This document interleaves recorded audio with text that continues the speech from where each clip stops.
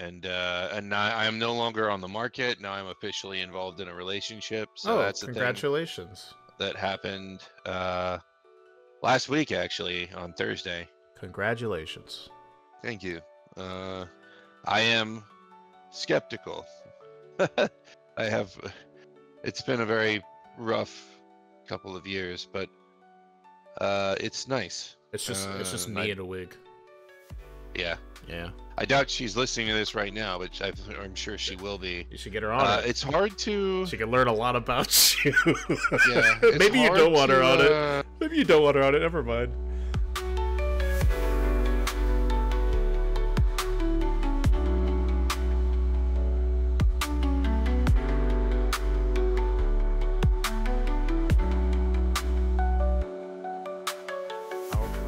Hello, everybody.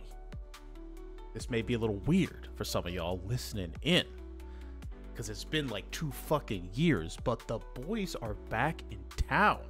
Episode 208 of the Thought Patrol podcast has returned. Me and Sean are back in the building, doing a little kissing. So yeah, get your dangly bits ready. They escorted us out because we were kissing last time, but we're back in the building and kissing again. So we're here, here to catch you guys up, get back into doing the show weekly. I have officially graduated from college. It's a big poggers. I now have a bachelor's of science in computer science. So it's very exciting. I was a grown up now, so fucking watch out. No, yeah. Maybe grown up in status, but still very much a 5-year-old at heart and mind. I'm a little retarded. And body. Yeah. Oh, shit. So we are back. We're glad for everybody that is always joining in. If you do want to listen to us live while we record, we do host it live Discord every week when we record. Right now we got some people in the chat. Shout out to Rat Jesus in the chat, as always. If you guys want to hang out, check out the links in the description. Wherever you're listening in, we'll have timestamps, Twitch stream, Discord, comments. You can subscribe, everything down there, so you can stay tuned in with us and hang out with us every week. We always love connecting with the community, hearing from you guys, talking to you guys, and being able to hear the crazy shit that goes on in the background that gets edited out. That's always a pogger too. When Sean says, because Sean always hits us with the N word with the hard R, and then here I am editing out 100 times every episode, right, Sean? Yeah. Yeah. They don't tip. What am I? Yeah, they don't tip.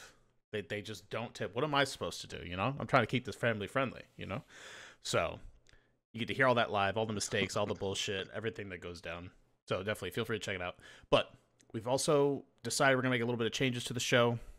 It'll still be us, obviously, but we're gonna be shortening the overall time that it runs to make it a little bit easier on everyone around, and not by much. And obviously there'll be episodes where it goes longer when we do our specials, like the Halloween marathons and the Christmas marathons. Those will probably run longer. I'm just talking about the general week-to-week episodes. Will be closer to an hour now. We'll be skipping to more of a strict timeline. We're going to be getting back into doing some creative skits for the show, doing all that other stuff. But obviously, biggest things we're going to be keeping around. Mailbag. It's the most important thing, is talking to you guys, listening to you guys.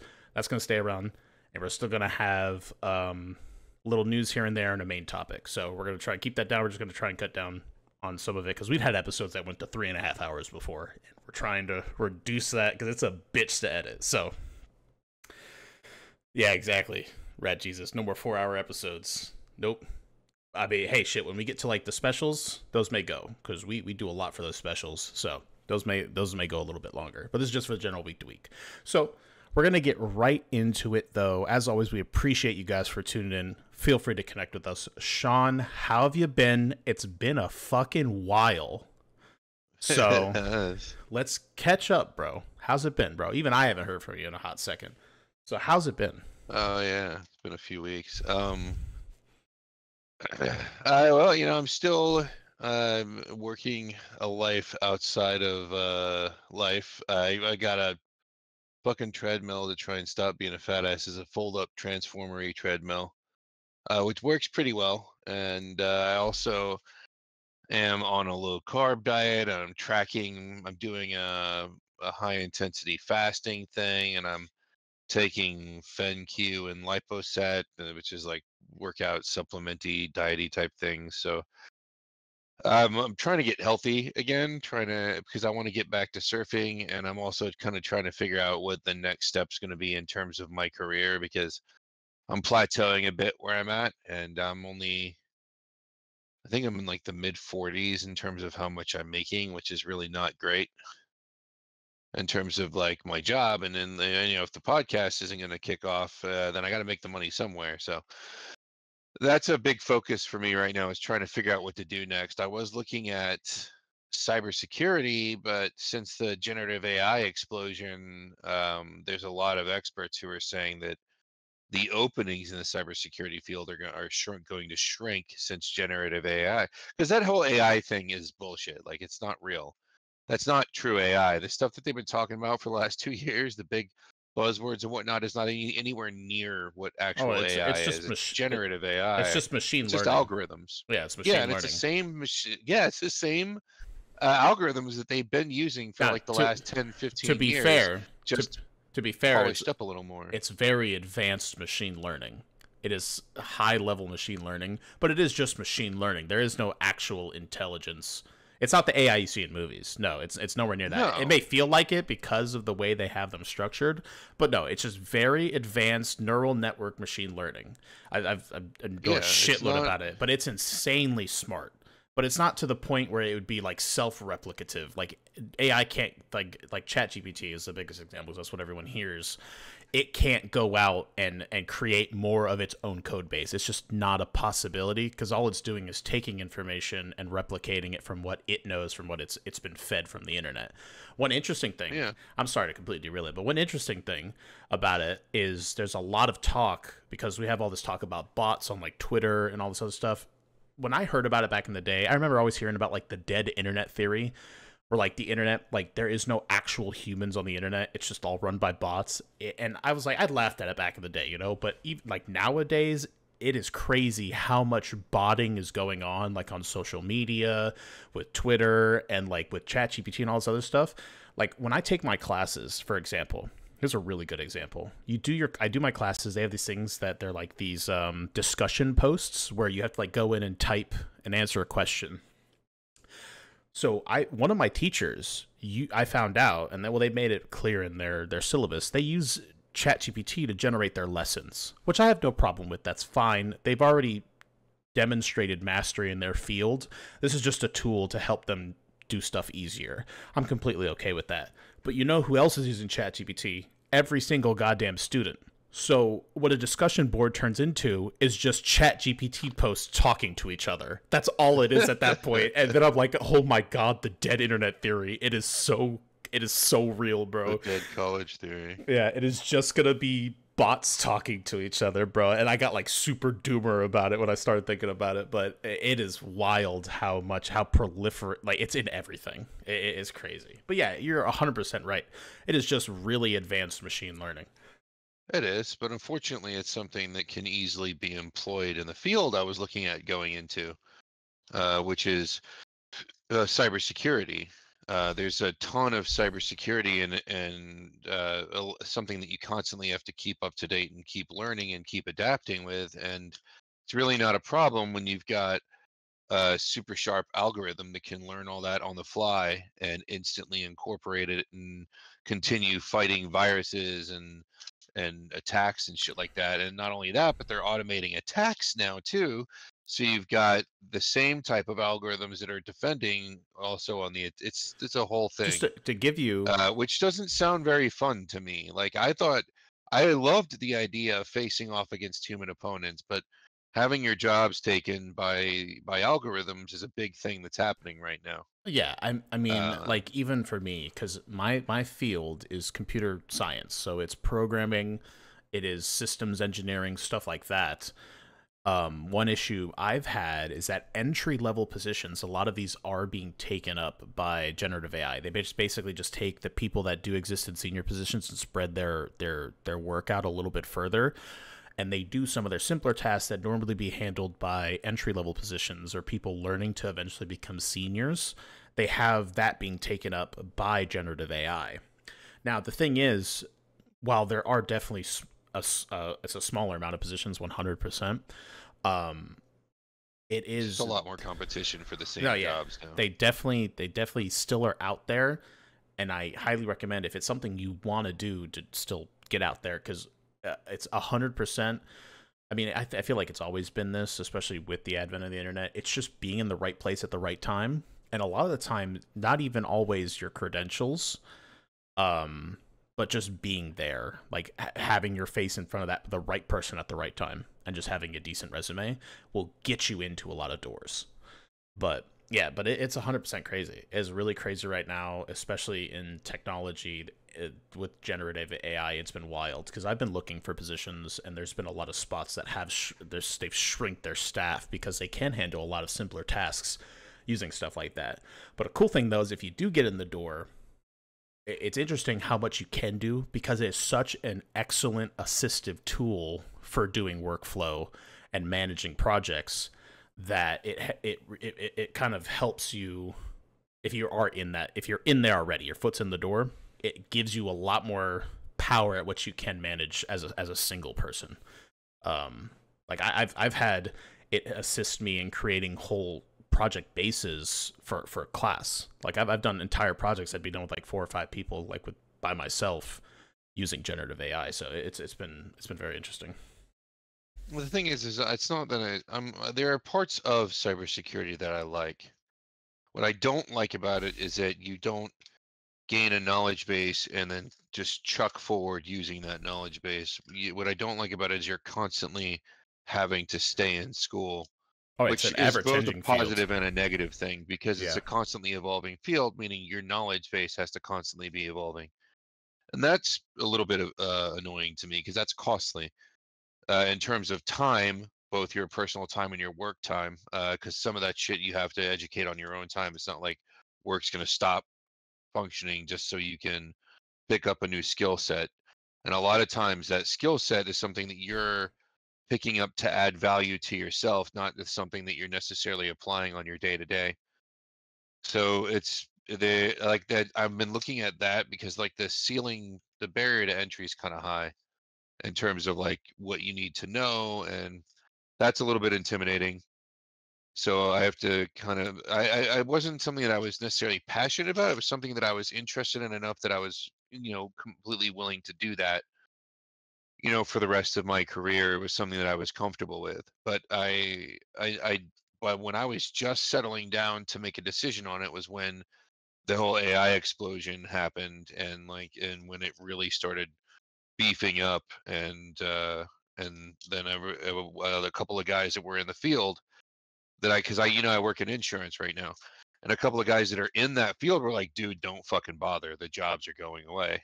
And these are guys that have been in the industry for like 20, 25, 30 years, and they're, or less, but they're all business professionals that I'm talking to, guys that own their own companies, and they're telling me that unless I know somebody who knows somebody who knows somebody, to stay the fuck out because it's going downhill for professionals because the jobs are just disappearing.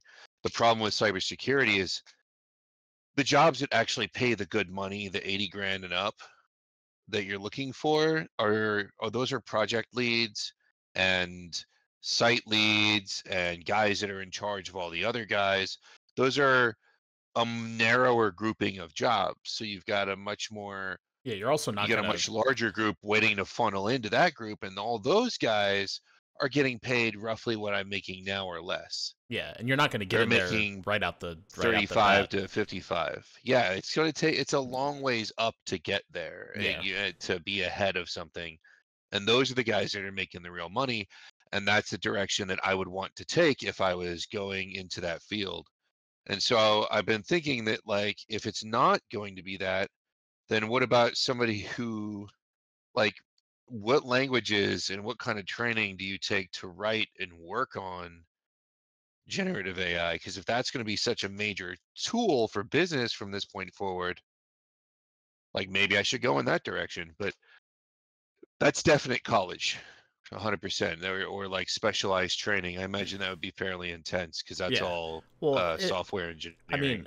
mean, yeah, I mean, machine learning, I've taken classes for it. It's simpler than you feel it would be out the bat, But like again, we're gonna keep using ChatGPT because people know about ChatGPT. It's a decent example. People, that's like probably the biggest generative AI example out there. But like that's in Hmm. Python. That's coded entirely in Python, right? So No shit. I yeah, thought yeah. Python was an internet based. Well, I mean, ChatGPT is internet based, but I mean, um, Python's very much. I mean, you could do a lot in Python, but a lot of what Python's tool set provides is like data management. So if you're doing stuff with like data science and shit like that, that's Python. That's heavy Python. A lot of machine learning is Python.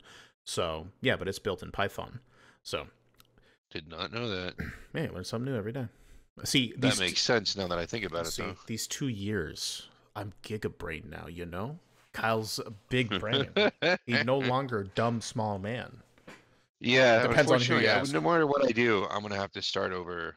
I'm gonna have to start from some sort of ground zero, and I don't know what direction to go To to be get that honest, done. And I think that's the Python big thing is trying to figure that out. Python's an excellent language to learn because there's so many applications to it, and it's not super hard.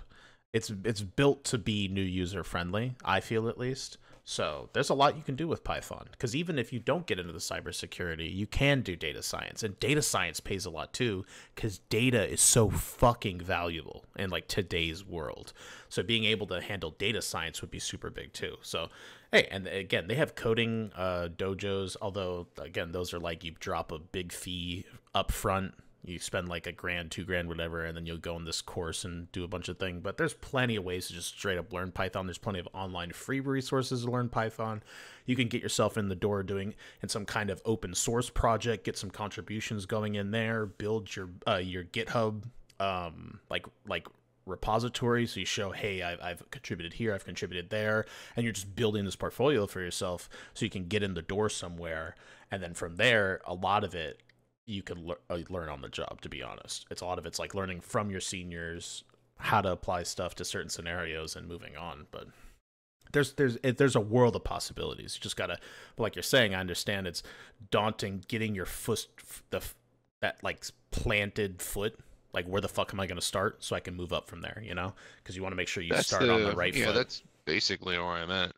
That's where I was at before, up until the AI thing, and but it makes it like I don't have. I mean, I have to look at things from a logistical perspective, and I also have to look at things logically, and when we have to be fair. Like, as much as like I share a good vibe with people of all ages. Like I am not an all ages person. I am a 45-year-old dude, which means in theory I have another good 40 years in me at most without serious health issues if I'm super lucky. That means I'll be working for maybe the next 20 to 30 years.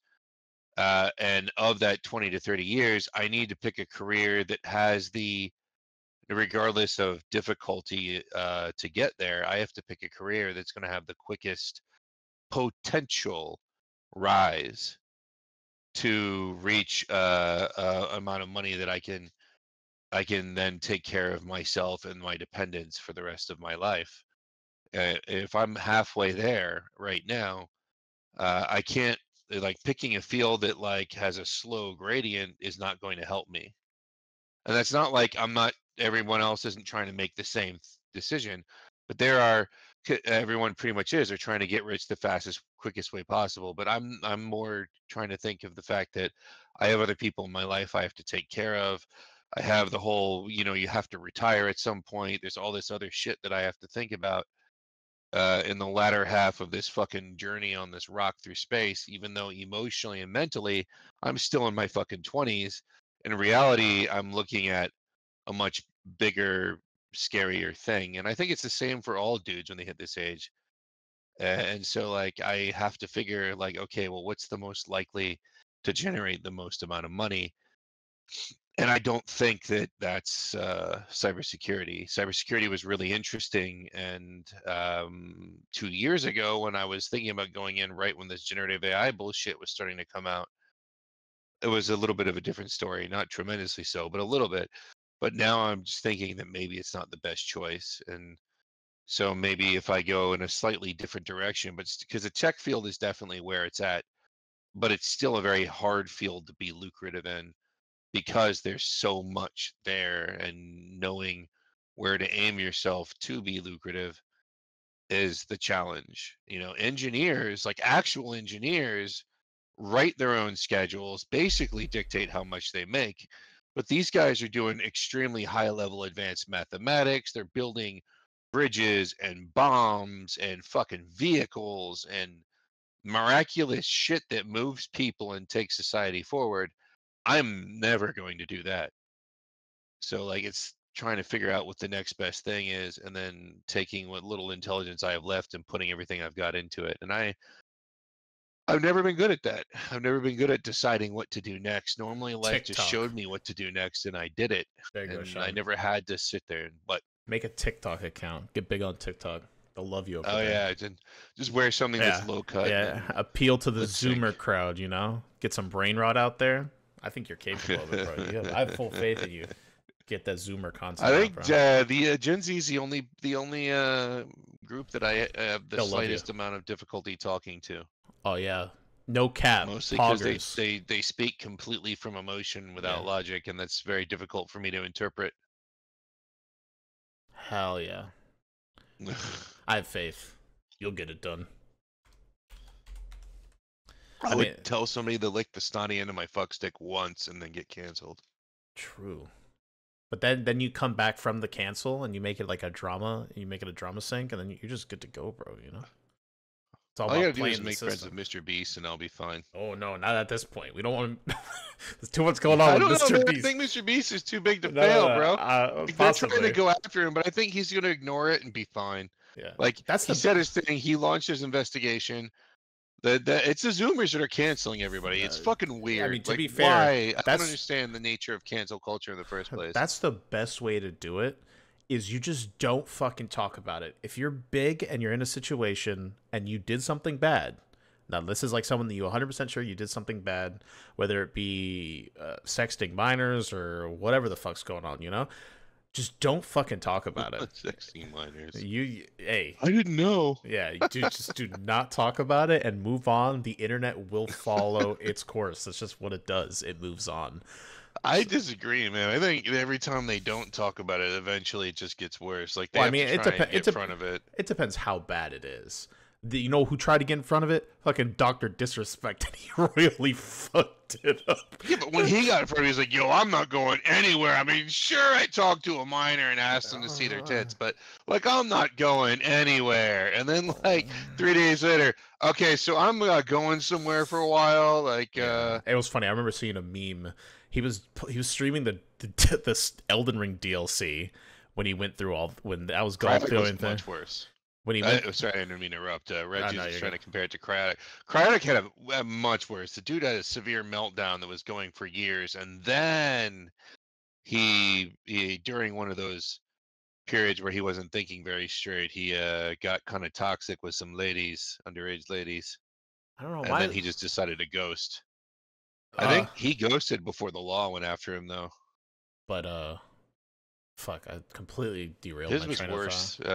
I remember watching Cryotic back in The the day. disrespect, he got in trouble for cheating on his wife like 90 times and Well, I nobody mean, thought shit. And now he's like, now and then people are surprised when one of them was 16. Are you serious?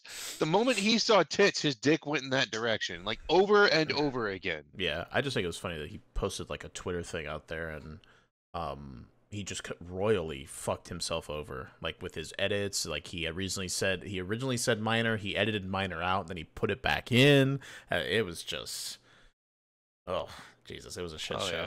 Yeah, but we're not Cry was not going to fucking quit either Keemstar. way because Cries was running out of steam. His fragile mental state was I think he had actually stopped doing shit when that stuff came out. Like his fucking output was already crumbling beyond saving at that point. Yeah, well, let's move it forward. But we're not Yeah. Keemstar over here. Anyway, that shit was like way back, man. I remember back when Cry and PewDiePie and Cinnamon Toast Ken used to play shit. And then Cry fell off, and then Mark came in, and then it was like the golden trio, and PewDiePie boosted those two. And then when those three kind of drifted off, then it was man. I remember a lot. I've watched YouTube evolve so hardcore. in like the last fucking 15 years. Yeah. I remember when it was just like people recording crappy shit and putting it online, and none of it was interesting. So, That was back when Tobias or Tobuscus or whatever, Chicken Nugget, and all that shit. Way back in the day, and that laser something with a all right, they'd listen. open the trunk of the I don't car and the laser would shoot out. The guy would burp and a laser would shoot out. listen. You're yapping. What about games? Have you ever Yeah. played any games? Anyway, so yeah, I'm trying to get my health in order, trying to figure out a future, and I am no longer on the market. Now I'm officially involved in a relationship. So Oh, that's the thing congratulations. that happened last week, actually, on Thursday. Congratulations. Thank you. I am skeptical. I have. It's been a very rough couple of years, but it's nice. It's just me I in a wig. Yeah.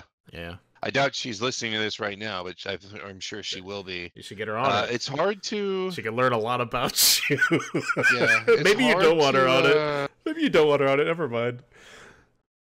What's the word? It's hard to. Open up. Oh, I'm not. It's not skeptical. Isn't the word I'm looking for? What I'm trying to say is it's hard to let yourself relax. Yeah, open up. And like just enjoy the fact that it's a thing. You're so used to being defensive and stressed and going through the motions and doing life shit, and all of a sudden you don't have to do that anymore. As long It's hard to get rid of that mindset, but it's I feel interesting you. watching it go away. As long as I think the only advice, if you want to take it, is just keep at least the conversation open. Even if you don't want to keep, like, if you're trying to keep certain things back, those will come with time. This is new. This is a thing going on. At least keep the conversation open. Be open to them if they, because a lot of times your partner will notice that shit. They will. So if they come to you with it, you got to try and keep it open with them, because you got to learn about each other. So as long as Oh yeah, that's the best part. yeah. So keep it open with them, and you guys will. Things will happen, good and bad, and you'll get through it. So I have full faith. But that's awesome, Yeah, bro. it's That's so exciting to it's hear. good Holy so shit. far. Hell yeah. As for what I played that's new, I played Abiotic Factor, which is a survival game that's pretty fun. I only did it a little bit, but I enjoyed it. I bought a whole bunch of games recently and didn't play any of them.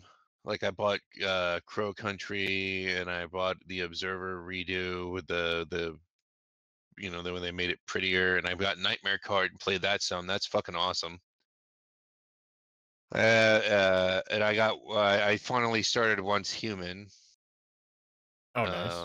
which I didn't want to because I was excited for it, and then it was garbage when it came out. But I guess enough people are playing it to where somebody invited me to join their server, so I joined their server, and then never played it after I did the trailer.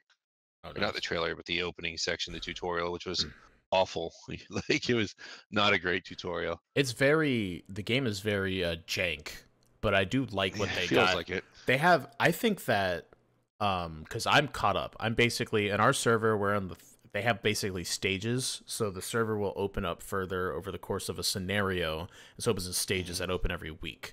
So we're at the stage where we got hard versions of boss fights and hard versions of like the little dungeons that you do. They're called silos or some shit like that. And I've been playing it. I enjoy it. It is very much derivative of like every survival game ever to exist. But I think it's nicely, for the most part, nicely wrapped up in a pretty cool like old god style aesthetic. And I think when you get to them, there's some really creative and cool little moments amongst the dungeons that are just fun. Like we went in where we got to the side part. Every dungeon kind of has like a main track to the boss, and there's like a little side track to go to do something extra. And one of them, Sean, was we got into this, like, it looked like a toy like hallway, and as you run down it, you go from being this big person, you shrink in size down to the size of a toy.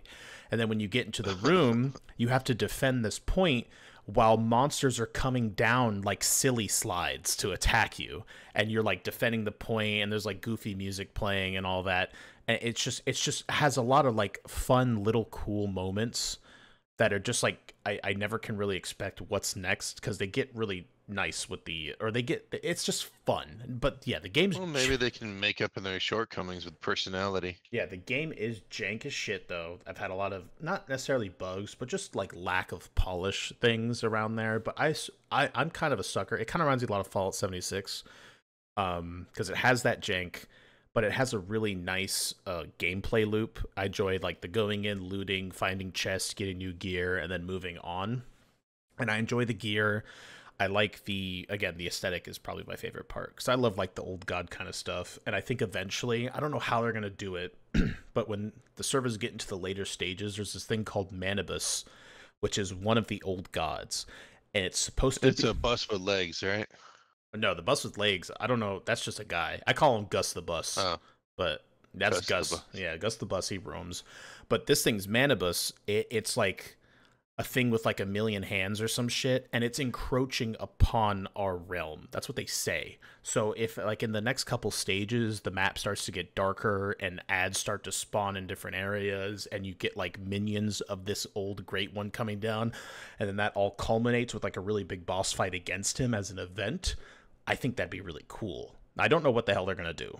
And obviously, to be fair, they have these things called Prime Wars, which are these massive events where everyone kind of groups up and you'll fight a big enemy. The servers cannot handle that. They cannot in the slightest. They need to kind of work on that back end tech to make the servers a little bit less janky with it. But like AI fucks up for monsters and all this shit. At the moment, you have more than like 10 people in an area, it all goes to shit. So if they could fix that back end stuff, and we have these really cool, epic, grand boss fights against old gods and stuff like that, that'd be really cool. I think there's a lot of, but I 100% get your reservation because it takes a while. I probably put up like 60 hours into it.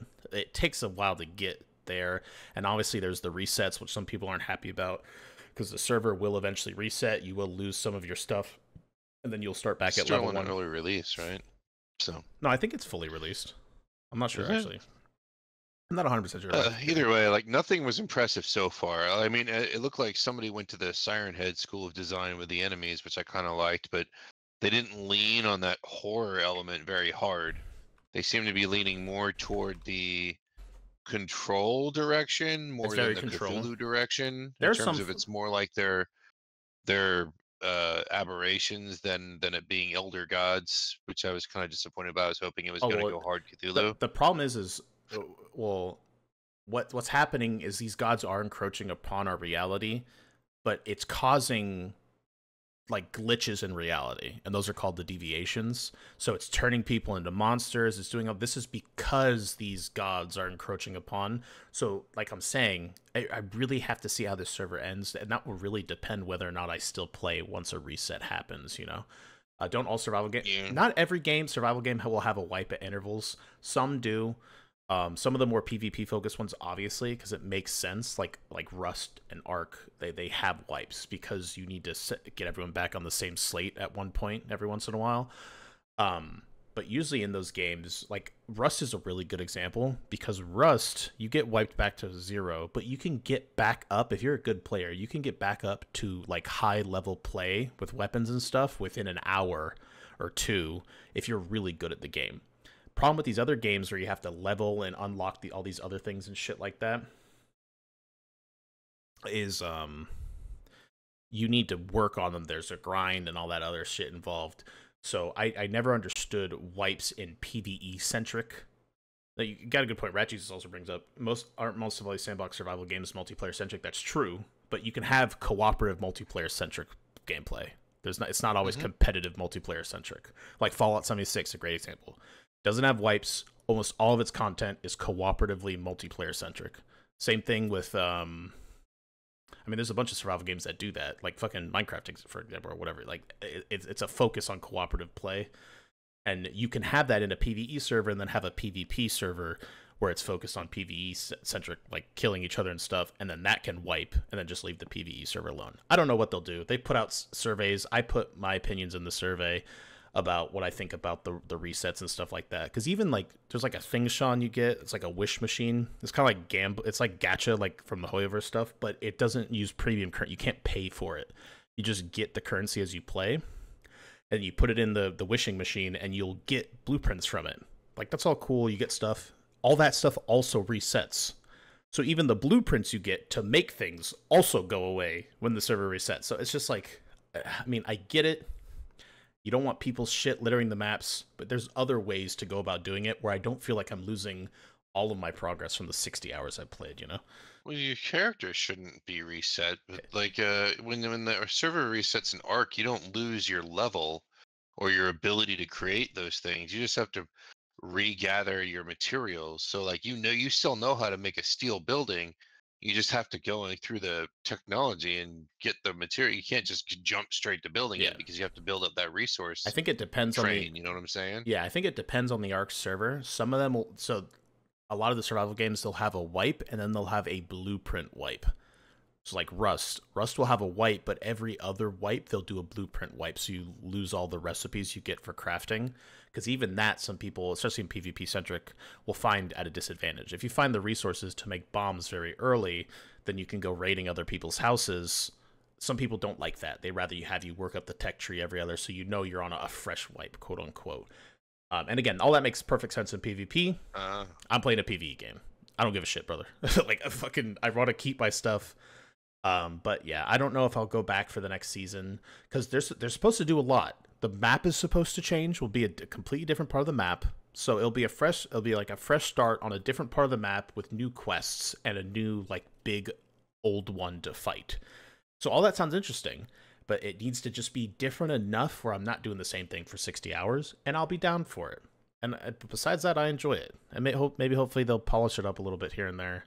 Um, so Well, I didn't play that much of it. I just did the tutorial, but I did download that. I did buy some games during the Steam sale because they actually had some shit that went to rock bottom, stuff that I've been watching.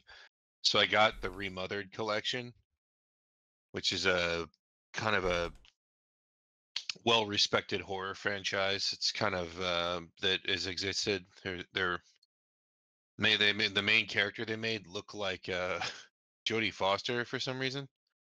But they're both remastered, and so I haven't played those yet. But I was thinking that since you mentioned a return to doing the podcast, and we kind of been thinking about that I could do those on stream.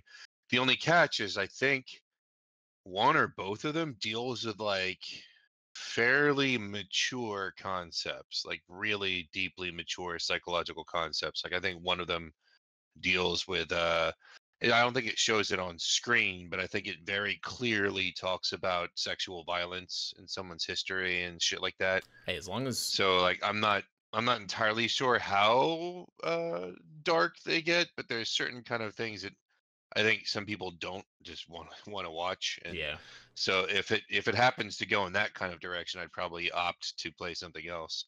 I also got a game called Pumpkin Jack, which is like a 3D platformer that looks really good. And I got like a handful of just like fun looking shit like Godstrike and Dreamscaper.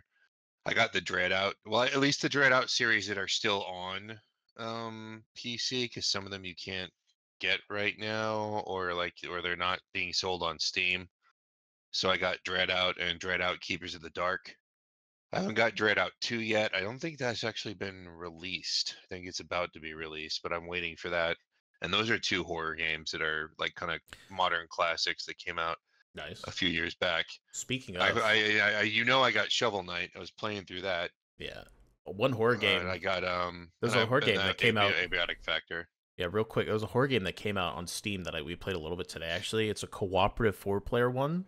That's Mhm. kind of. It sounds like it could be cool. It's called Kletka, and it's like Sounds familiar. you're basically it's 4 players up to max, and you're Is that basically the Art Thief one where you're like no, trying to you no, breaking into a place and then a monster attacks? no. This is it's a horror game where you're basically your prisoners sentenced to delve this underground giga structure is what they call it.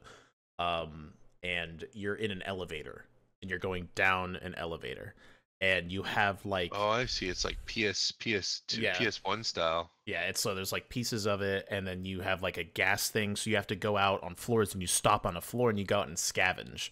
and there's like monsters that spawn. It kind of reminds me like somewhat of Lethal Company idea, but it's more contained. So you're not like going in on a ship and open in this open world. You're like in these dungeons going down by floors, and you got to survive. It was really fun. And it had some moments that were spooky because there's like floors that have different effects going on. So there's one floor called Madness where you hallucinate things, and there's like mimics of people that will walk around and they'll try and attack you, and there's traps everywhere. It was a really good time. It was pretty fun.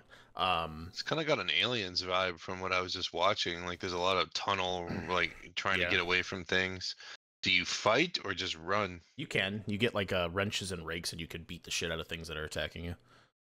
And Oh, then that's the vibe of the. Okay, I see what yeah, you're saying. and you'll also eventually like the elevator itself is an entity. Like if you look up, there's like teeth on the roof, and it will get hungry, and if you don't feed it meat that you scavenge, it will eat a random player, and you have to revive them. So Oh, I yeah, did get some classics too, by the way. I bought like the Shadow Warrior series. Like the second Shadow Warrior's got co-op mode, and I bought some old like games that just have been on PC for a while. That like like Celeste. I never actually bought Celeste for PC, so I got that because that was like super cheap. And the River City Girls franchise I had on PlayStation, I got that. But some beat 'em ups like Double Dragon and shit. But I didn't really go ham. I didn't buy anything like new or modern. I wanted to get Elden Ring, but I got all that shit I mentioned, plus like 8 other games for like $20 less than the Elden Ring thing. Like, I think I spent $20 on all of it. yeah, So, 'cause the Elden Ring expansion is expensive. It's like $40. yeah. I mean, it's like almost a whole new game. My thing is, I just don't. Yeah, Alex was saying that. Yeah, I just don't want to play Elden Ring right now. I have no want. I have It like looks like I'm gonna have fun with it. I just haven't finished the first game, so yeah. like, but I love Elden Ring. I love what it is. The only like I told you, what I would love to see is a game that's that difficult, but happy.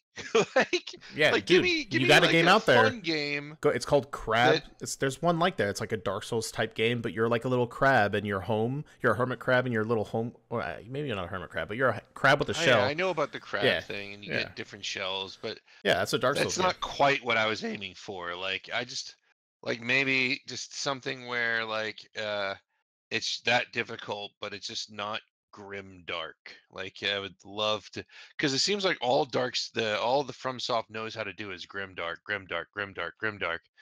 You don't have to do that. You can make something completely mind-bendingly challenging, and you have to have perfect reflexes, and it's still like not grim dark. Like for instance, fucking Mega Man. So like it's possible to make games that are really really challenging and them not and have them be bright and colorful and fun and have happy endings, or at least a multitude of endings where some of them is happy. Elden Ring had one happy ending, and they fucked up the translation so bad that Okay, every listen, version except the Japanese version we've heard it gets before. a not happy ending Hey, for the happy ending. yapping. You got a degree in yapping. All right, we gotta move on. I know. That's it. We've I'm heard the Elden Ring tapping ending out. before. I've heard it like I know. 7 times. I was just like, I saw what the Japanese got, and I'm like, Yeah. man, that's awesome. How come we didn't get that? It's not right. Listen, no one pays attention to the story in those games anyway, so it's not a big deal. The game can be happy. Just look at the colors; they're pretty. It doesn't matter if the world's ending. No one actually knows because you have to There's read. no pretty colors in Yeah. Elden Ring. Everything in there is Oh, in bro, sepia. the new expansion's gorgeous, bro. What are you talking about? It's so sad. Everything's dying and drifted out and The new expansion's gorgeous. It bleached. looks really nice. Um, I did see there's a bunch of flowers in the new one. There's a field of flowers or something like that. I saw Alex playing through it. yeah, there's also like this really cool like a ghost graveyard thing. That looks really nice. It's like almost like neon because all the graves are actually like light blue, or maybe I'm thinking of something else. I don't remember. Something like that. I saw it. But yeah, well, I'm glad you're doing good, my friend. So how about you? How have things been with you I've been great. in the Again, last 2 years? I've graduated school. We have it's well, yeah, shit. We've moved. I'm no longer in South Florida. The podcast would not know that. I now live in North Florida. So we did a massive move. It was a pain in the ass, but eventually it all got done. Everything was good to go. So I'm now further north, which is nice because I'm closer to Sean and the boys over there than I was prior. So it was more like a 2-hour drive compared to a 4-hour drive. So that's cool. Something we've capitalized on once already. Yeah, We need to do that again. Yeah, definitely. We've had a hangout session already. It was really fucking cool. It's a great time hanging out with the boys. Um, but besides that, now that school's over, looking to start building my career, doing some stuff in computer science. I'm excited to get into it. Right now, I still work at FedEx. So I still deliver mail. So that's what I do basically at the moment. It sucks. It's a little bit better up here than it is down where I was before because I was probably in one of the busiest stations in South Florida down there. But now it's a lot more chill. The people are a lot nicer, if I would say, up here. So, but yeah, that's going good. For games, I've played a fuckload of games, and I'm not going to take anyone's time. I'm going to do a quick rundown of like some larger things I've played because I've pretty much done everything. So, except Elden Ring. So, I did play Once Human. I've enjoyed Once Human for what it was. Again, said put like 60 hours in it. I pretty much covered what I liked about that game, what I disliked already. So we'll go past that. I've played also The First Descendant, which is basically like Korean Warframe. It has pretty much the exact same progression system as Warframe, but tidied up because it's not old as shit like Warframe is. Or problem with Warframe is you got a wiki dive, is what I call it in Warframe, where if you ever want to do anything, you constantly have a wiki open where you're googling where to get this piece or how to do this quest line, where this is a much more streamlined process with First Descendant, but the progression system's all the same. You have characters that level. The way their power goes up is through things you attach them called mods. You have weapons that do the same thing, and you have a mastery rank for leveling and maxing out specific characters and weapons. And then they sell skins on the side with all the story and gameplay contents being free. So, that's been really good. It also has quite a decent level of jank to it. Like, it's not super polished, but the gunplay is good. The characters are fun, and they have cool abilities, and it looks good. It's made in Unreal Engine 5, so it's very pretty. And because it's a Korean game, they have chicks with big tits and fat asses, and that has me sold, basically. Holy shit, Sean. The characters of this game are so fucking hot. It is wild. And some of the skins are crazy. Isn't that the game that you said you were going to buy the bunny outfit come hell or high water? You didn't care how much it costs? It's not an outfit. It's like an ultimate version of the character. So you know how Warframe has the primes? They're like the stronger versions. Yeah. It's that. And the stronger version in this one is less clothes and bunny ears? Hell yeah. And she basically, she's basically, well, she's already has That's the bunny such ears. a Korean game. It's funny too, because they like give like a quote unquote lore explanation. And the idea As to why she wears bunny ears? No, well, I don't know why she wears bunny ears. I think it's kind of interesting the way that she's designed is that she has braids that come out her helmet and they flow underneath the ears or some shit like that. But there's no reason as to why she has the ears. But the reason is that they started building like a really powerful suit of armor for her. And they never finished it because I think her family ran out of money or some shit. So she just stole the pieces that they did end up creating, which were like the gauntlets and the legs, and she just wears those. But everything else is just a leotard, so it's just boobs out and fat ass. It is incredible, top tier design. Just look up. Assume that all of the bullets and explosions only hit the armored arms and legs. Then. Well, yeah, I mean, all of them have shields, so I guess maybe the shields. Of course, yeah. Yeah, exactly. Keep the tits intact. Hell yeah. But yeah, if you're listening, if you want a half chub, Google Ultimate Bunny First Descendant. Also Google Ultimate Valby. They have another character that came out. Also got a fat fucking ass, bro. Poggers. Really good. Speaking about fat asses, other game I played is Zenless Zone Zero. New Hoyoverse game. It's been really good. It's very much, I mean, if you're listening, you've ever played a Hoyoverse game like Genshin Impact, Honkai Impact, it's the same idea. It's a little different because it's kind of, I had originally heard roguelike, but that's not necessarily true. It has roguelike elements, but every one of their games do in the endgame content. But it's basically like if Genshin team, well, it's not exactly the Genshin team, but the people, that company with their polish. Yeah, they're completely separate teams, if I remember correctly. They're all their own dev studios. Yeah, not at all. I mean, if you're making multiple billions of dollars a year, you can afford to have multiple dev teams. But they have, so this one's kind of very much a Persona vibe, and the vibe is immaculate in this game. It is one of the best, like the feel of playing with the music and everything. It has the best of that so far out of the games I've played. from them, and it's probably the most polished as well. But I think this is probably the first game they've made like post like massive Genshin Impact, like bringing money in, because Star Rail was big, but Star Rail's very much still in the engine that they use for Genshin. It's very much still the same thing, but this looks like built from the ground up with billions of dollars in tow. This is like their first title that does that. And you can tell in the modeling, the look of the areas. It's crazy this runs on a fucking phone. I don't know how the hell they manage that, but it's a really good game. It's been really fun. The story's been decent. It's very much down to earth. Where like Genshin and Honkai, you have like your gods from another realm that have been trapped in this one, and the god from this realm stole your sister and you're by yourself. And then you have Honkai where you have like a world-eating cancer shoved inside of you, your receptacle, and there's gods that are deep out in space that are trying to murder everybody, and you're like, well, like what the fuck is all this? And the other one's just like, well, the train one is much more high concept than like Genshin is high fantasy or sort of high fantasy, and the Honkai is the set with the train one. What was the fuck was the train one called? Star Rail. It's Honkai Star Rail. Star Rail. It's the Star Rail. Yeah, Star Rail is very high concept in terms of it does that Japanese thing where it invents a religious mythology that has nuanced layers that make absolutely dog shit sense, and they commit to that shit hard, which is definitely the Japanese very much pioneered that whole fucking idea of creating a mythology that is extraordinarily difficult to fucking follow. Yeah. But like Star Rail commits to that shit because it still doesn't make any fucking sense. Yeah. So after all that, at least when I stepped away from it, I know that they've been evolving it as it goes, but the pantheon is massive and the limitations are narrowly described and it's frustratingly written. So, but the new one, when you say it's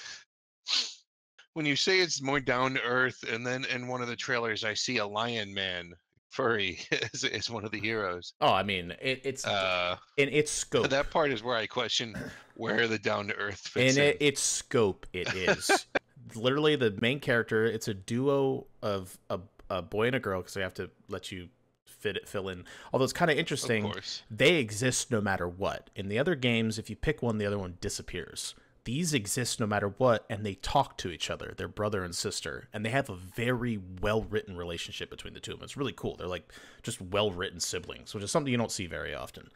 And Isn't there another game recently that did that, where you play like a Crimson something? You were playing the game where if you pick one of the characters, the other one still exists in the game. Crimson something. It was like a hack and slash game. It was made by Platinum. On Switch. On Switch? Yeah, it doesn't matter. Continue what you're saying. Okay, yeah, it's not ringing any bells. But yeah, so they still exist, and they're both fully voiced, and they both talk to each other, which is really cool. The only change is that the one that you pick will play a main role. Are you thinking Astral Chain, Sean?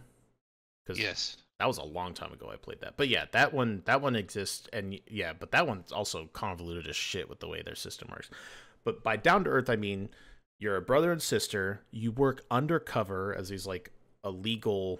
You're like an illegal. They're called proxies, where they have these like hollows. They're like these little reality bending marbles that if you walk in, shit gets all fucking wonky, and you get turned into monsters if you're inside. And they just kind of spawned one day, and so humanity's just dealing with them. But there's people that will raid those hollows for like loot and shit like that because it changes reality. So like it can turn like a car into pure gold. So people look for shit in there. And what a proxy does is they illegally guide people through those hollows using technology and other shit. So they'll like form like a path for people to walk because reality's constantly bending inside of there. So it's basically like you got like Overwatch like helping you through. That's what you do, but it's illegal because you're not supposed to go in there. It's not good for people to go in there. So you're just helping people go in there. And that's all you do. And then you just meet characters that are either hollow raiders or work with investigative teams to deal with shit. Like there's a cop faction. There's multiple hollow raider factions. There's a faction that they fight like big monsters that come from the hollows. So there's just a bunch of different things. But it's not like you're this omega powerful god that's been turned into... You've been nerfed into a bitch, or like you're in some kind of weird receptacle that's gotten a cancer, world-eating cancer shoved into your chest. None of that's happening. It's just your brother and sister. You're just trying to survive. You have like in the story, you have issues with like money and maintaining. You run a little like VHS rental business and shit.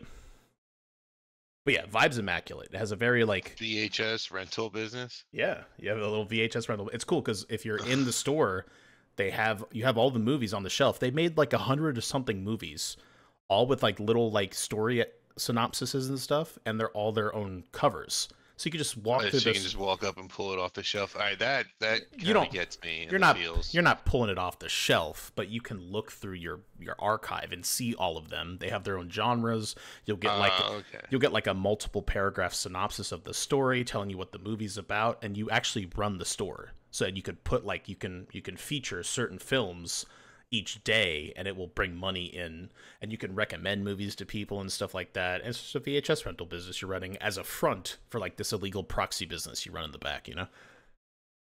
All right. Well, Yeah. backtracking real quick, Red Jesus, you're right. Sekiro is the brightest looking one, but it was still a grim, dark story. Yeah. So you noted that Sekiro visually was a brighter looking one. It was definitely more colorful, but it was still this. It was still the same game. Although I did like the fighting in that one better than in the because I got to play a little bit of Sekiro, and I played a little bit of Bloodborne, and I played a little bit of Elden Ring, and Sekiro felt like it had the best combat. I don't know how much of a hot take this will be, but I still think Sekiro has the best combat out of any of them. Easily.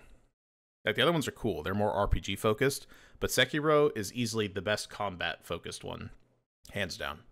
It is the It best. took less of a learning curve for me than the other ones. It's the best feeling once you get it down because it really truly feels like you're having a sword fight with someone. It's really cool. I'm thinking of anything else I've played in the time since. There's been a lot of like little shit that's come out that's been here and there, but that's probably some of the more the major things. But we do definitely need to move on because we need to get some of these mailbag questions before we wrap up the show for today. But I'm glad you're doing good. I'm doing great as well. I'm glad you're doing great. Obviously, there's a lot to talk about, but we're not going anywhere this time. So first, we got some mailbag questions we're gonna get through before we end the show. And I know Alex asked one real quick. Oh God, how do I get back to the live show chat? There we go. So Alex basically asked, where's it at?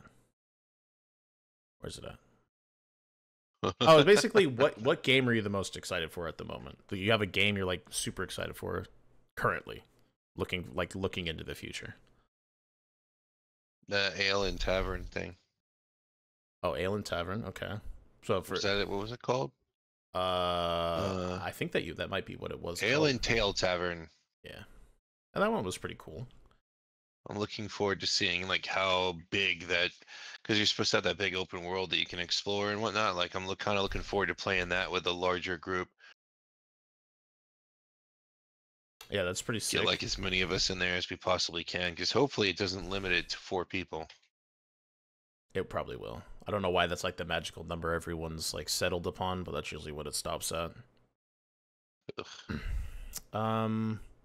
I think amongst what's coming out, I mean, there's a lot I'm not excited for, like Star Wars Outlaws. That looks like ass. The new Assassin's Creed game looks like butt. Oh, Stalker 2. I'm looking them up. Stalker 2. That was just delayed again. I loved the first Stalker. It was fucking phenomenal. I hope this one's good. It's been kind of in a development hell with everything going on. The fucking Ukraine war. It's been a nightmare for them. So I hope it doesn't affect the end quality of the product for their sake. But I'm very According excited to for the Stalker press 2. release, the game's basically finished, but they Nah, don't feel that it's nearly polished enough. say that so shit they're all gonna the spend time. the next year, like making it just a better game. They say that shit all the time, though. That's what they said about Cyberpunk. Oh, true. What happened to that? Yeah, it's always a nightmare. Took them an additional 2 years to finish it. Yeah, and then it was still ass. Fuck. All right, but yeah, that'd probably be mine. I mean, I'm super excited for the current gaming landscape I'm in. Like, I fucking have been really loving Zenless. I've been really enjoying First Ascendant and Once Human. But I'm really liking the games that exist in my rotation currently. So, all right. There is an Ubisoft game And you know how much my feelings on Ubisoft, but there is an Ubisoft game coming out that I may have to buy. What is it? A remaster of a classic. Oh, I thought you would go. Oh, what about that Bethesda, the Indiana Jones Bethesda game? How about that one? Thoughts on that? I remain skeptical until I see To be honest, the actual yeah, gameplay. yeah, true. The trailers do look really good. They nailed the Yeah, but look you of can make a Indy. trailer Oh look yeah, yeah, nice. You know 100%. that. No, We've yeah, fallen for oh that yeah, trick before. 1 billion%. Like you, It's just I wait till I see the game actually in operation because Indiana Jones games tend to veer toward the terrible. There's only a tiny handful of them that were okay, and I don't think any of them were good. yeah, but even gameplay you can't really even hold on to nowadays because all they could do is they could just make like a vertical slice where it's just they build that little portion of game that they do play perfectly, and then you don't see any time the rest of the game. So hey, if you're ever slightly skeptical about anything, you're going to buy it. Wait till it just fucking comes out. Don't go pre-ordering shit. Wait till you see what people are saying, because no type of promotional media ever, unless you trust the devs, will be indicative of what the game will actually be like. Nowadays, nothing promotional will show what the games actually look like. Doesn't matter trusting the devs. You trusted CD Projekt, but I didn't. unfortunately, I never played CD Witcher. Projekt wasn't the one that was publishing the game. They were it was CD Projekt Red that fucked everyone over. So my problem is I didn't give a shit about CD Projekt Red making it. I just like that it was a Cyberpunk game. So that's what fucked me over. But Yeah. yeah, because I just I could never get into The I bought Witcher. it because I was loyal to the Cyberpunk, the pen and Yeah, paper game. I still haven't I finished didn't even Witcher know 3. anything about the studio. Yeah. All right, let's get to our mailbags real quick. But I want to play Beyond Good and Evil. They're releasing a remaster of that, Oh, and like nice. that was an excellent game that I suggest everyone play. And I don't want you to give Ubisoft money. I really don't. But if you haven't played Beyond Good and Evil, like it's very much worth the experience just to experience that story again. Like I will probably break my boycott of the big three and then buy that game. My thing that I've come to feel about certain things is, yeah, boycotts are good and you don't buy shit that's ass. But I've grown softer to the idea that if a company that does normally suck puts out something that's good, that's genuinely good, we support that. Because they do see where the money flows, you know? So if Ubisoft goes in, or Bethesda or whatever, they put out something that's genuinely a good product, we support that good product, because then that shows Ubisoft that they know that the devs that made that did a good job, you know, because the money's flowed in that way. Now, will Not like that, they'll pay them for it, but no, not necessarily. And does that always 100% transfer properly? No, not either. But I like the idea of supporting things that are good. If it's a good product, and even if whatever, I like the idea. Even if they suck, the company normally, I'm gonna throw I some get money the at them for theory, that. and I'm slowly warming to it, but there are still certain companies that I won't give money to. Like I've rethought Activision now that it's under new ownership. I haven't accepted it yet, but I'm definitely still not giving EA any money. I don't give a fuck what they do. They're still the worst company to work for. And I'm still very out on Ubisoft. They haven't corrected any of the fucking things they were supposed to correct. But I can't say no to Beyond Good and Evil. I have more loyalty to that than I do to my own ethics. And so I'm very excited to play that when that remaster drops, which should be fairly soon. Nice. And I'm still waiting for that fucking that mariachi Metroidvania that's being released by that one Japanese team that's all hand animated. That thing looks so fucking sexy, and I don't think it's come out yet. I think I know what you're talking about. Yeah, it was supposed to drop like 2 months ago. Yeah. All right. Anyway, So we do have some mailbag questions. We first one coming in from Sam, Goober Sam, our boy. Samwise. He says, he writes in, oh, first of all, if you guys want to send in questions, you're listening to the podcast and you're not in the Discord or something, you want to send questions, you could do it through our email. You could do it through Discord. Find a way to send it to us. Carrier pigeon. I don't give a fuck. Send it in. We want to hear from you guys. We want to listen to you. And we want to answer your questions, man. Give us some content for free, you know? Come on, shit. Man. All right, so Sam writes in. He said, "What's up, Methuselah and discount Seth Rogen?" What the fuck? What's Methuselah? Am I saying that right? Methuselah? Yes, Methuselah. Yeah. Yeah, you're saying it right. Oh, is it You because don't you're know the word old? Methuselah? Is it because you're old? Yes. Oh, dude. He had claimed to have lived the longest life. Damn, he's calling you out, you old man. See, Sean's 975, but Methuselah lived to be 969, so you got him beat. You're like Correct. The Methuselah oldest Mark person in the II. Bible, son of Enoch, if I recall. Call these notes. Got him. All right. How are you doing? I see that it's been almost 2 years since I sent in a mailbag for you both. Well, shit, it's only been 2 years since we did the show, so I don't blame you. What have I been up to? Let's see. I was deployed last year to Europe. I got to spend my first wedding anniversary in Vienna. I suffered 3 seizures out of nowhere and was sent back to the States early to a recovery unit. Had three more. Nice. 3. All right. Dude, had 3 more seizures Glad at you're all Christmas. right, Not man. just Caesars are three. no joke. Not just three. Yeah. It was 6. Most people just like are content with one, but the Yeah. fact that you went for like the magic trilogy, Yes. Sam likes that's to. nuts. He likes to go above and beyond, so I appreciate that. He had 3 more seizures at Christmas, but now I'm driving again. You have to be 6 months seizure free, and his life is getting better. I don't have epilepsy, but I have medication for my seizures. I'm back to working as an entry-level IT support specialist. Most of all, I'm grateful and blessed to be alive. Amen, brother. Hell yeah.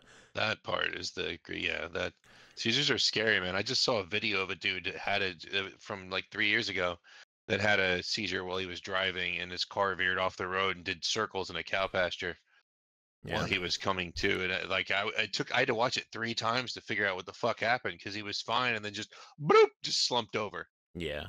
My brother from, okay, what would that even be? My brother from my dad's first marriage.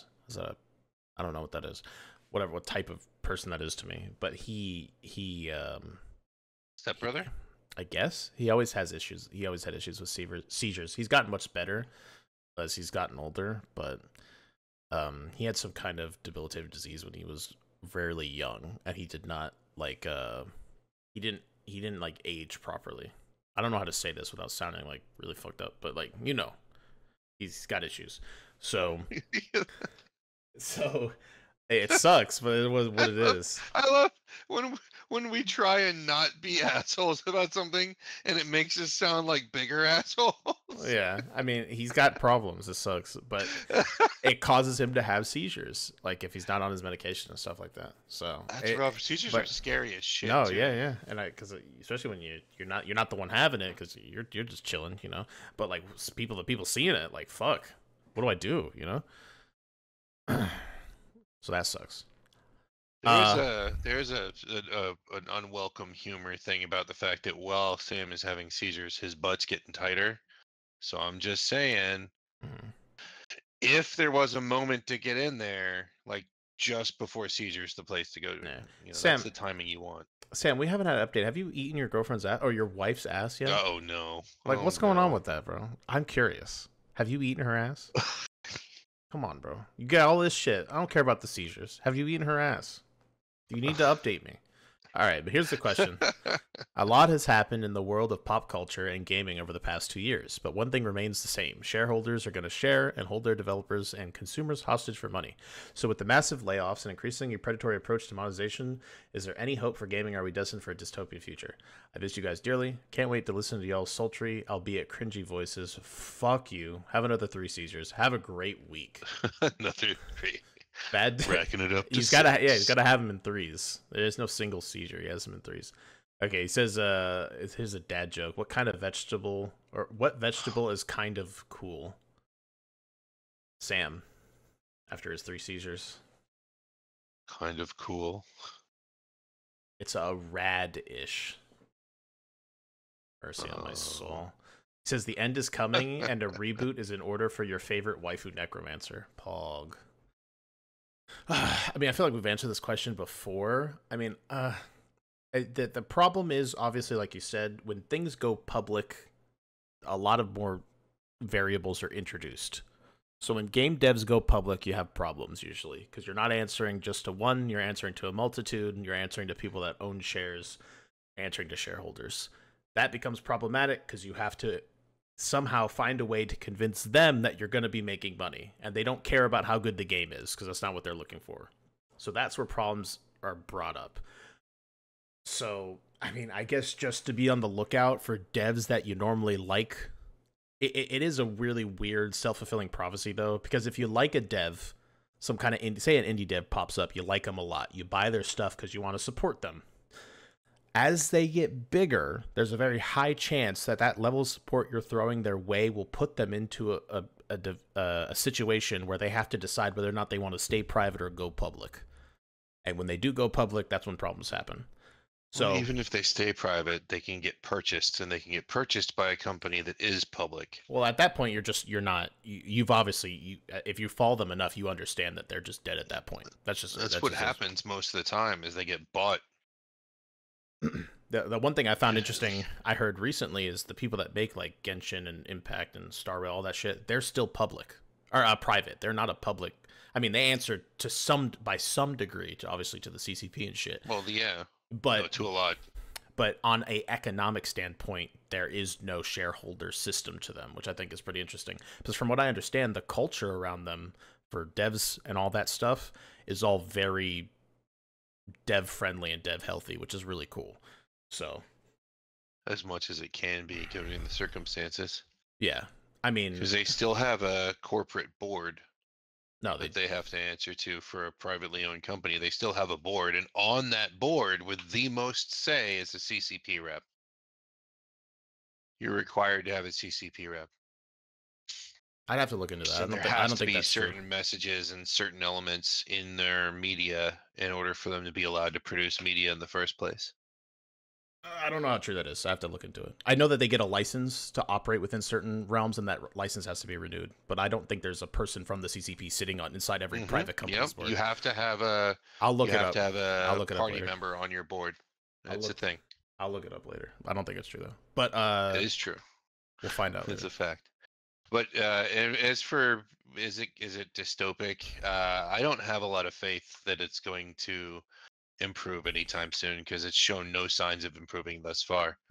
While you've seen some trends get replaced with other trends, certain toxic behaviors get passed on for other ones. So they've dropped loot boxes, but then they've replaced that with other predatory behaviors, or for instance, what they just recently did with Apex and their battle passes, screwing over an entire audience. They were already making money hand over fist, but that wasn't good enough.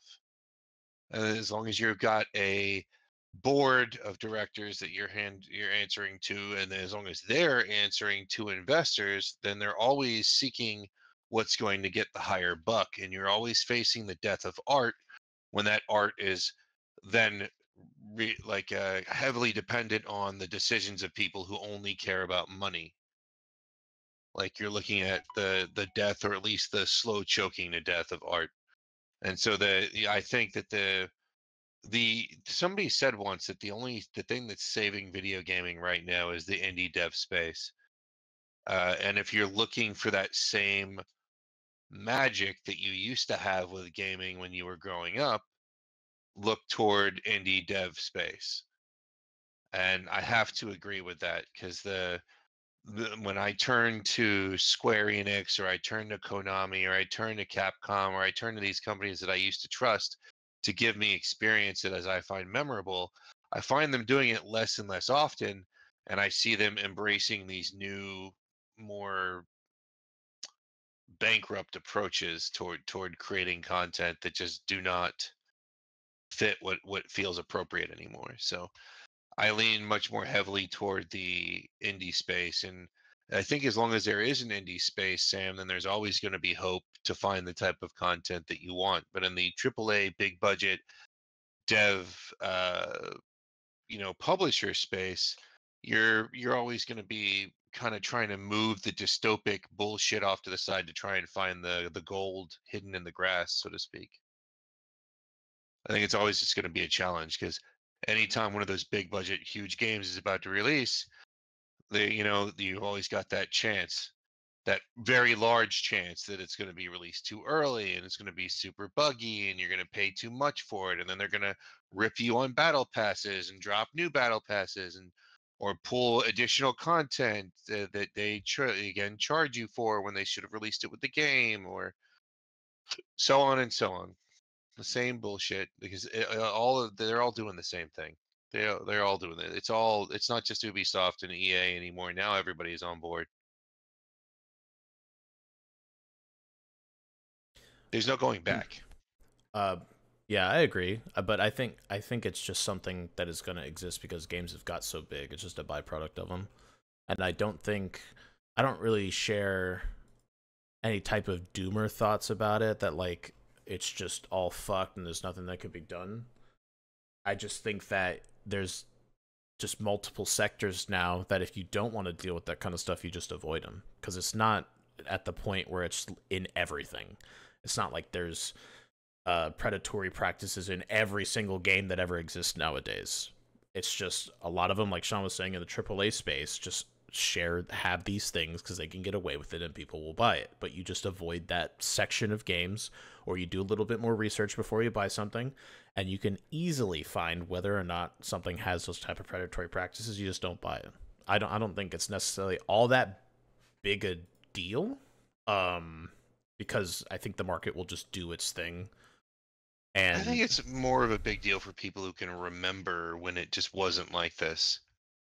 And it's a bigger deal for them because for most folks, it's been to some degree of this, because this has been something that's been an active part of life for like the last 20 years. It's been slowly building in progressive severity.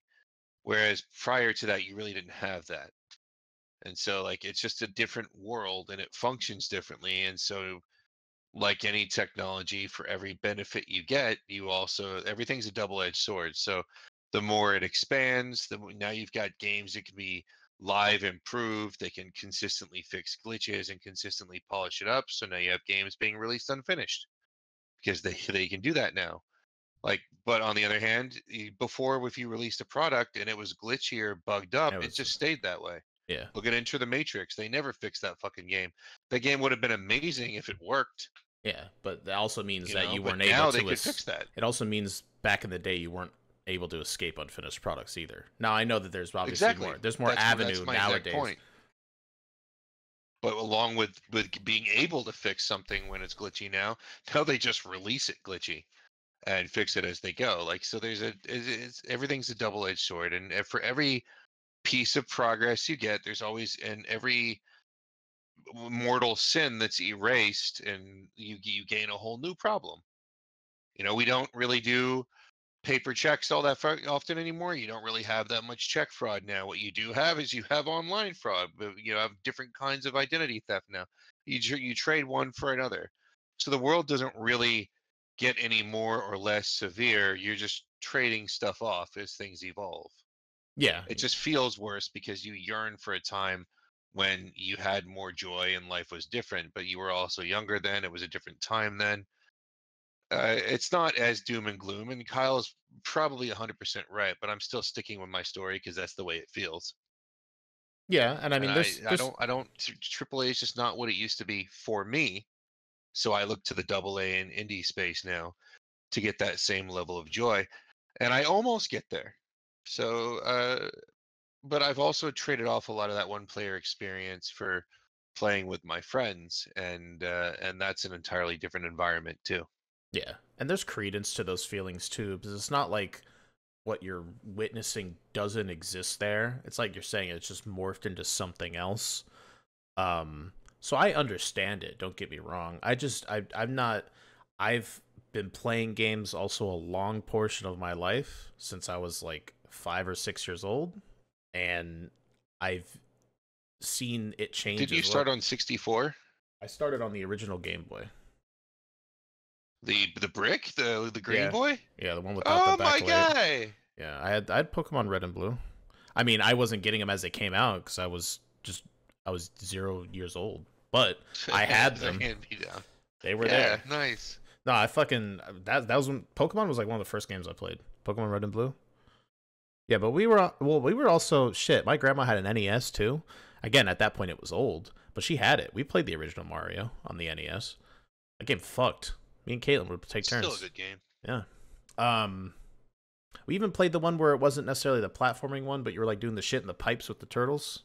What the fuck was that called? Was that just called Mario Mario, Brothers? just Mario Brothers. Yeah, Yeah, yeah. It that was wasn't Super before they Mario knew it was Brothers. going to be a thing. Yeah, yeah. So, well, thank you Yeah, for the Mario question, Brothers Sam. was originally an arcade game. Yeah, thank you for the question, Sam. We appreciate it. Yeah, Uh, dude. And I'm glad that this the seizure thing is under control. Like all jokes aside, that's Oh like yeah, no yeah, joke. It's not funny. yeah. No, that's funny. That's pretty funny. It's funny after we know you've survived. Like if Yeah. you fell down the stairs, we could laugh about that now. But like the fact that seizures are happening that's brain shit.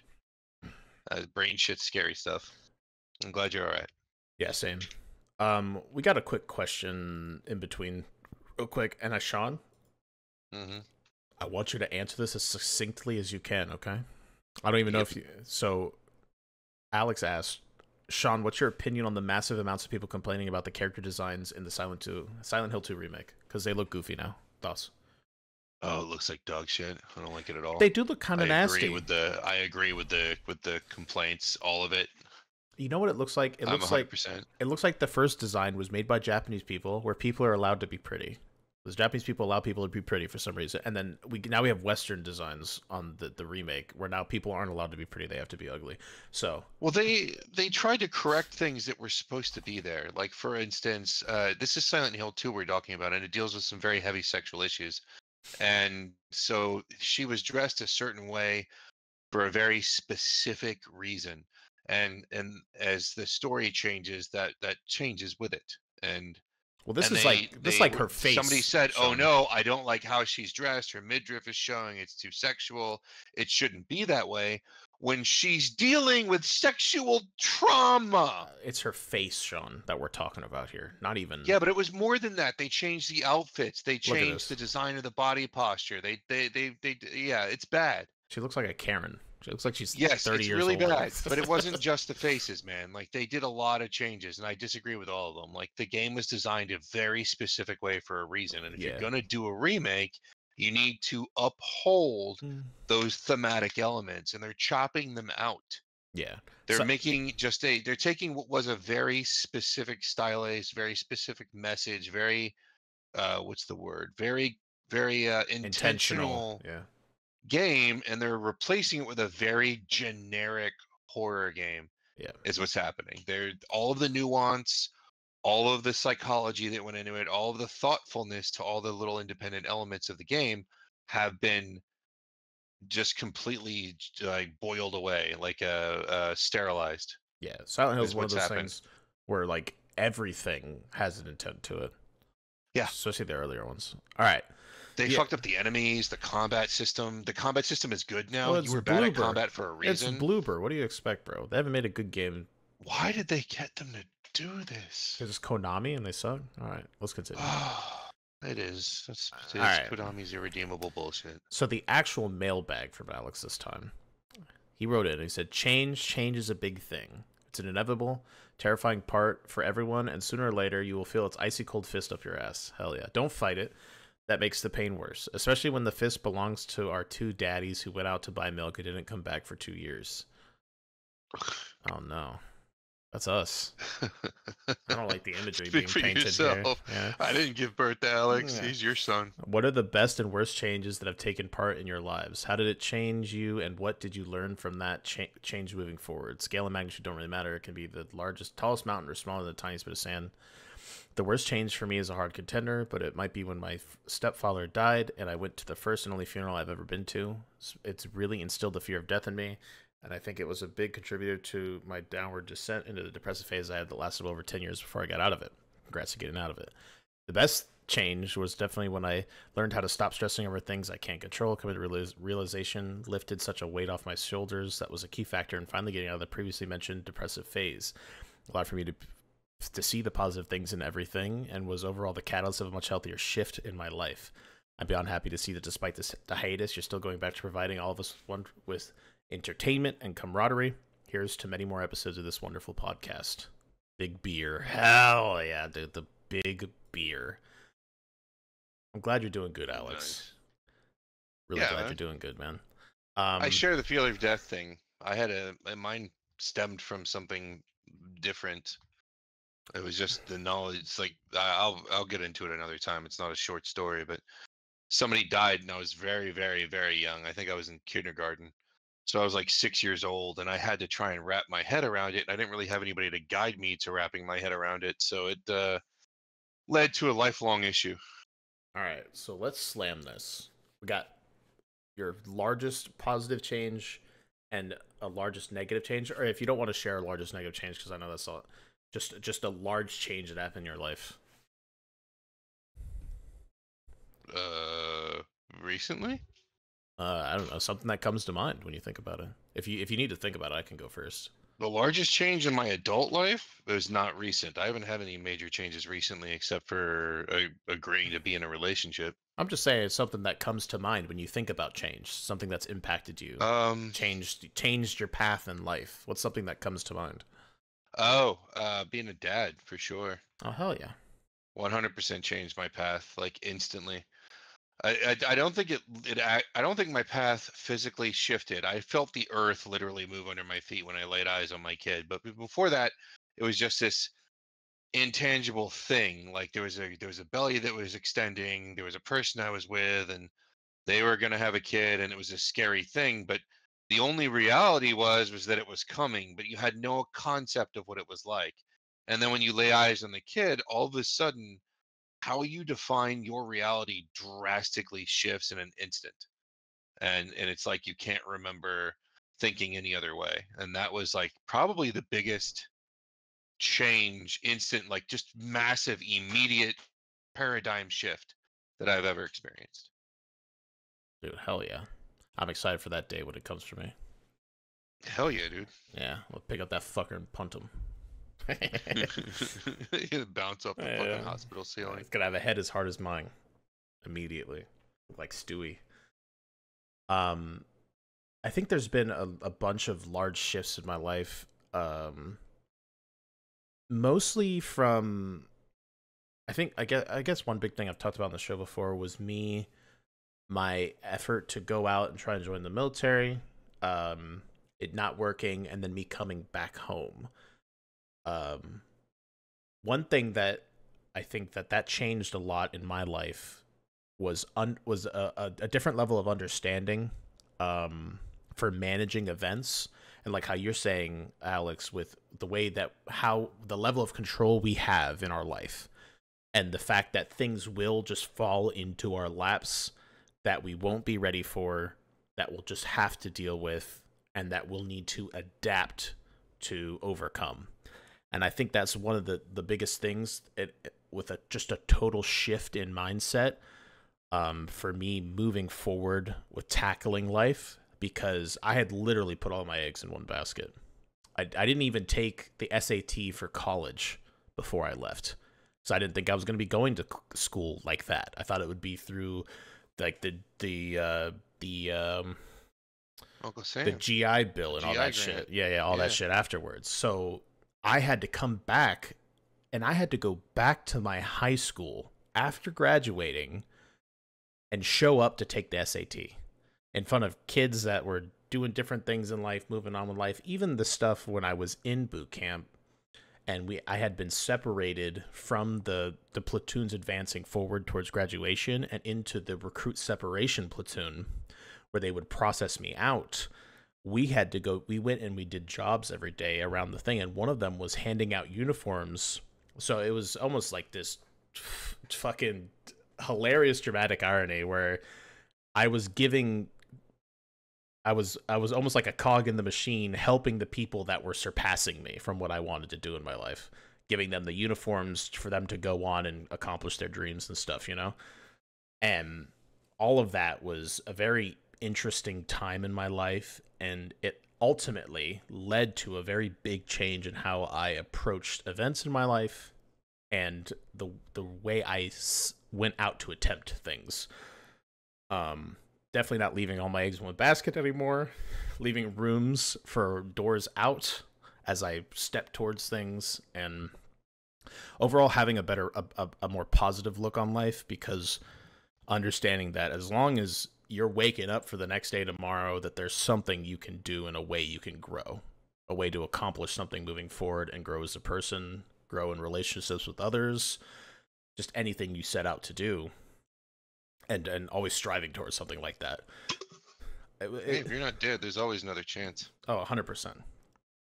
And even if it's not to achieve some great thing, but just any step forward, I think is a victory. And like you're saying, appreciating the small things, I think it's really big to be able to set little goals for yourself throughout a day and accomplish those, and appreciate those little victories you can achieve in life, it goes a long way on maintaining the way you tackle situations. So I think that's all that stuff super important. And I had nothing like that happen to me before. So it was kind of like the rug being pulled out from under me in that situation. And I had to kind of, nut up or shut up kind of thing. There was no other option than to deal with it at that point. And it was almost like a shock. The first couple of days were really rough in the recruit separation platoon, because it was just kind of all out of nowhere. So like I remember talking to my my mother, because we had to call home to let them know what was going on. She couldn't even recognize me. She didn't know it was me at first, and we didn't get a lot of time to talk to her. So I told her over the phone, and my voice was all fucked up because we didn't have been doing all the screaming and all that shit. So I didn't really sound exactly the same. I felt bad for her because it fucking annihilated her, Sean.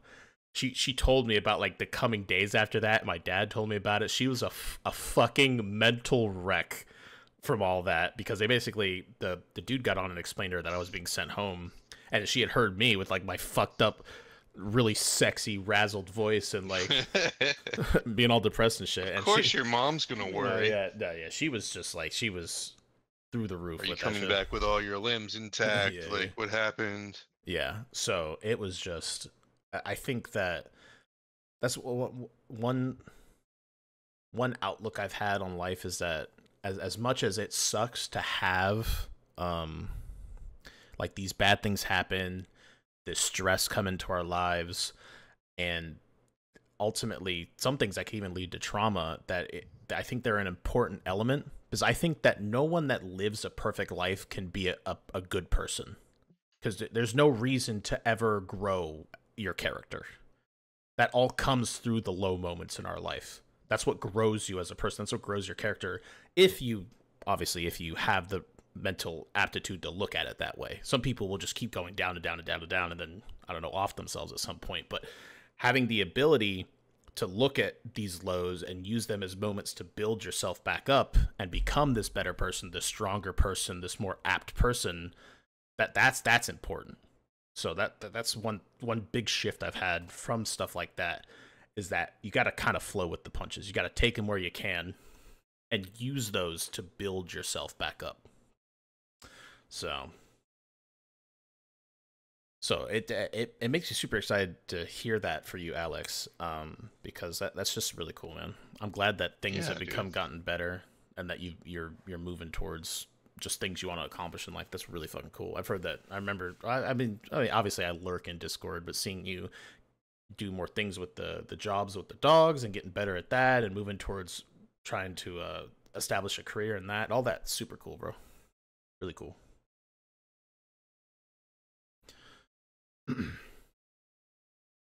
So we 100% appreciate the question. Yeah, man.